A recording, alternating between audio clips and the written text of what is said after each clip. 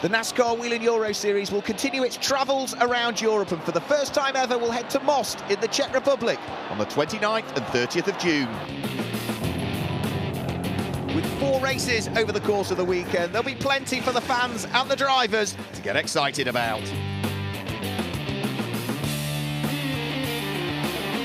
The NASCAR Grand Prix of the Czech Republic also marks the halfway point of the 2019 season.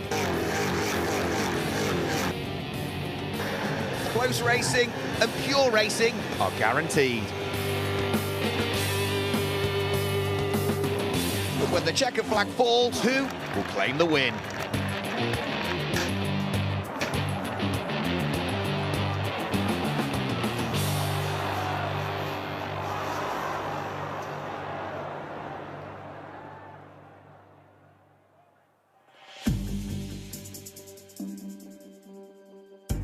Welcome along, everybody, to Autodrome Most here in the Czech Republic for the first ever visit to Eastern Europe of the NASCAR Whelen Euro Series. Beautiful, clear blue skies. Lots of racing to look forward to over the weekend. The drivers are ready, and so are the fans. 2 divisions, 4 races per weekend. Elite 1 is for the pro drivers, where Alan Day is the championship leader, and Elite 2 is for the young and the amateur drivers. Giorgio Maggi leads the championship.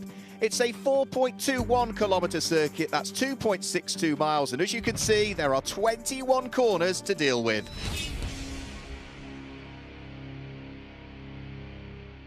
Well, at Brands Hatch, Alan Day secured his 3rd win of the season, which means he heads towards the Czech Republic as the championship leader on 221 points, 19 points ahead of Stinis Longines, and Nicola Rocca is 3rd. So it will be a 17-lap race for round 7 of the 2019 NASCAR Whelen Euro Series, and Nicola Rocca will start from pole position, having put his PK Carsport Chevy on the front row of the grid. Loris Hazemans lines up alongside him at the wheel of the Hendricks Ford.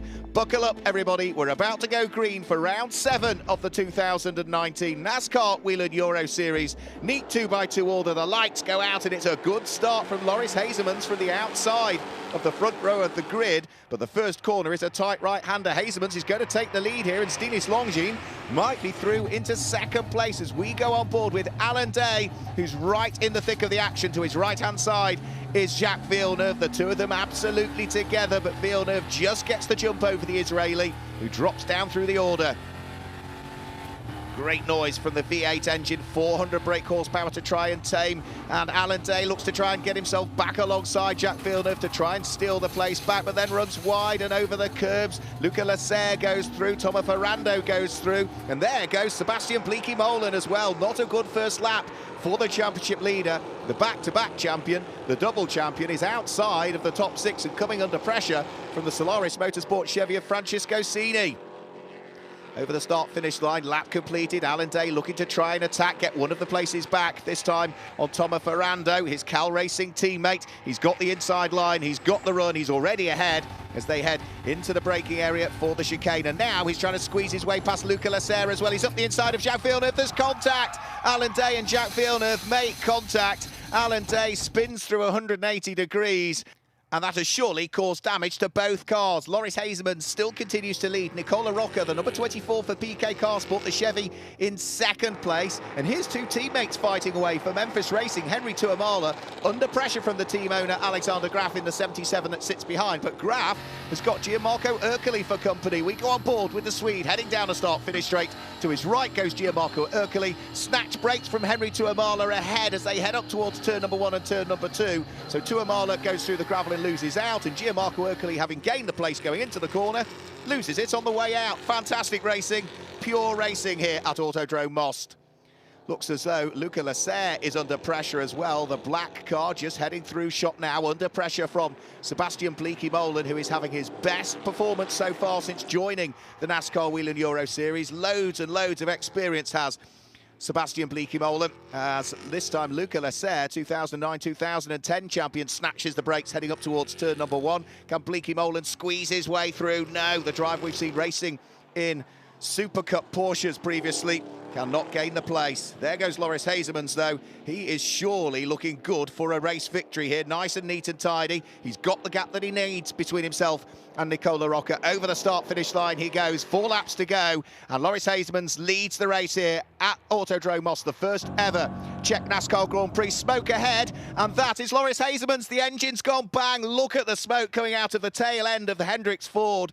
Disaster for the Dutchman. He retires the car in a cloud of smoke up at turn number 1, and that will have put oil all over the circuit and all on the racing line, and it now puts Nicola Rocca into the lead of the race. He heads out of turn number 20 up towards turn number 21 as the marshals deal with the fire, but the oil on the circuit has brought out the safety car, and we are going to finish under safety car here. So 1,386 days after he last went to victory lane, Nicola Rocca claims another win in the NASCAR Whelen Euro Series. That is victory number 4 of his career. Not the way he would want to win it, but he will be more than pleased. He will take the championship points as he heads to victory lane and enjoys the celebrations. Let's hear from our race winner.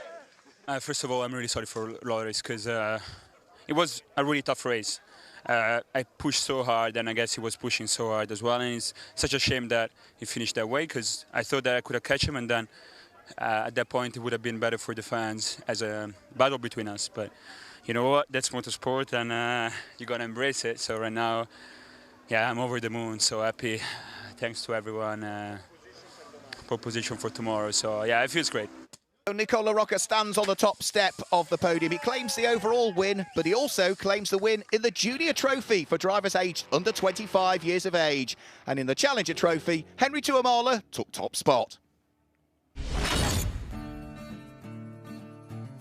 Well, it's the first visit to Autodrome Most for the NASCAR Whelen Euro Series. We've been blessed with beautiful clear skies. The fans have enjoyed what they've seen so far, and we caught up with Elite 1 driver Ellen Law to gauge her thoughts on the event. It's a great debut, absolutely fantastic, unbelievable, very accepted already, many spectators. That's nice to see. It's a perfect track for our cars. Definitely a lot of action in the car, a lot of sliding and work in the car to do, so really nice, and I think it's a great event for the first time in Most. So Ellen Law is certainly enjoying her experience of Most, but what does she think about the fans, and could Eastern Europe be a regular feature on the calendar in the future? In general, the motorsport is really on a high level of acceptance and good quality of fans, meaning they know each other, they follow the races since years, and so the potential in Eastern Europe is great for NASCAR, sure.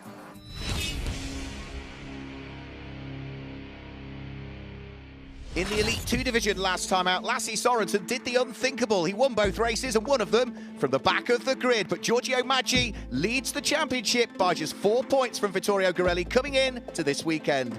The Elite 2 drivers will have 14 laps of racing here for round 7 of the championship. In the qualifying session for Elite 2, it was the championship leader, the number 50 Ford of Giorgio Maggi, that qualified on pole position. And amazingly, in 2 hours, Hendricks Motorsport have changed the engine on the car after the problems in the Elite 1 race. And Maggi starts for the first time on pole position. To his left-hand side is Lasse Sorensen. Buckle up, everybody. We go green for the first time in Elite 2 this weekend. It's a good start from Giorgio Maggi. But of course, that engine is fresh in the car. They have not had a chance to test it. They did the outlap from the pit lane, they did the warm-up lap, and now they need to keep their fingers crossed that everything is good. Neat and tidy, everybody safely through turn 1 and a slightly tighter turn number 2. A little bit of dust being raised as a couple of cars just dip their toes into the gravel, but no contact. Everybody safely through the first couple of corners as they charge their way now through the twiddly parts of the track, round through turns number 5, 6, 7, 8, 9, and then the 360-degree hairpin at turn number 10. It is Giorgio Maggi that leads, Lasse Sorensen in second place, and Andre Castro, the American, struggling with a right arm injury this weekend. They've adapted the car to make it more comfortable for him, sitting there in third as we go on board with Jesse Vartiainen looking to try and close the gap. There's contact. Vartiainen makes heavy contact with the back end of Alessandro Brigatti, and they are both in the gravel at turn number 20. Safety car comes out, we get the race back underway, and it's another good restart from Giorgio Maggi, who looks to try and repay all of the hard work that Hendricks Motorsport have done to even get that car on the grid. They got the engine in and it fired up with literally seconds to go. Andre Castro up into second place. It looks as though Lasse Sorensen is down into third position, but then Castro is slow coming out of turn number 2, and Lasse Sorensen, the Dane, the big Dane, has got a run on the American here through the kink at turn number 4 up towards turn number 5, and looks as though Sorensen is through, briefly losing the spot, regaining it just a matter of corners later, and Andre Castro is back down into third place. The front 3 breaking away. Fourth place, Advait Dioda with a good move up the inside of Martin Dubeck at the wheel of the number 7 Hendricks Ford, but Dubeck fights back, heading up towards turn number 21. The Czech driver can't make it through his home NASCAR Grand Prix this weekend, desperate for a good result. Side by side further down through the order as Vittorio Gorelli throws one up the inside of Nicholas Risitano. Gorelli moving over to the number 11 PK's Car Sport Chevy for this weekend, through and ahead of the race 2 winner from Valencia, that being Nicholas Risitano. Side by side coming out of the corner as back towards the leader. We can see that the gap has come down here. Giorgio Maggi working hard in the latter stages of the race to try and keep Lasse Sorensen at bay. It certainly looks as though the number 54 is under pressure, but Sorensen is running out of time and running out of options to try and overtake. Round through turn number 10, they accelerate their way through the kinks at 11, then up towards 12, and then the fastest corner that we've got briefly onto the brakes, down into third at turn number 13, and pitch the car in towards the right-hander. Sorensen is pushing hard, but Giorgio Maggi has the advantage as they head up towards turn number 20 for the final time. Just one more corner to go for Giorgio Maggi and Hendricks Motorsport for them to come through and claim what for Maggi will be his second career victory in the NASCAR Whelen Euro Series. He comes through to grab the win from Sorensen in second place, Andre Castro in third, and then it's Advait Dioda, Justin Kuntz and Martin Dubeck at his home Grand Prix finishes in 6th position. What a fantastic result for him at the wheel of that Hendricks car. But the sister car to it and Giorgio Maggi are in victory lane. 2 hours ago, the engine was out of the car. They now claim a win. Yeah, after the tragic with Loris, the guys managed just to pull it in the minute, and yeah, it ran, although not completely perfect, although it was a miracle, because that's one reason I love these guys, because nobody asked a question, can we make it, just did it, and it worked out. Delight for Giorgio Maggi as he claims top honours in round 7 of the 2019 NASCAR Whelen Euro Series Elite 2 division. As a result of the overall win, Giorgio Maggi also secured victory in the Rookie Trophy for drivers in their first season of NASCAR racing. In the Legend Trophy, Eric Dodonka claimed his first win of the season, and Ariana Cassily claimed the Lady Trophy.